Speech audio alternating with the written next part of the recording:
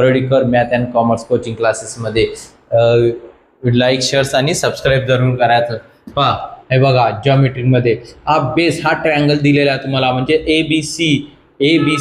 एबीसीचा हा बेस असतो, याला खालील काय म्हणतात बेस म्हणतात, आणि ए आणि ई याला म्हणतात हाईट, याला काय म्हणत असतात हाईट। याचा फॉर्म्युला काय 1/2 इंटू बेस इंटू हाईट, काय हाईट्स।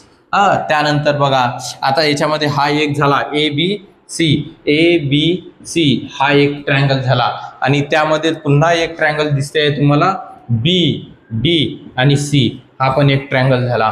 बी डी आणि सी हा ट्रायंगल झाला, आणि डी एफ हा काय हाईट्स, म्हणजे या दोघांमध्ये हा फॉर्म्युला यूज करायचा आणि त्याची सिमिलॅरिटी काढायची। बघ मित्र आता दुसऱ्या याच्यामध्ये काय दिसते, तू आन्सर कसं पटकन येते बघ।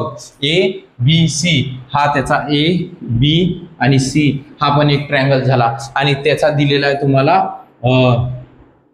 ए पी हा हे दिलेली हाईट, म्हणजेच फॉर्म्युला आपला ए इंटू बेस इंटू हाईट आहे की नाही। हा आणि त्याच्यामध्ये दुसरा दिलेला आहे ट्रायंगल्स तुम्हाला, कोणता ट्रायंगल दिलेला आहे ए डी आणि सी, ए डी सी हा पण दिलेला आहे ट्रायंगल्स, आणि त्याचा सुद्धा फक्त ही दिलेली आहे तुम्हाला हाईट ए आणि पी आहे।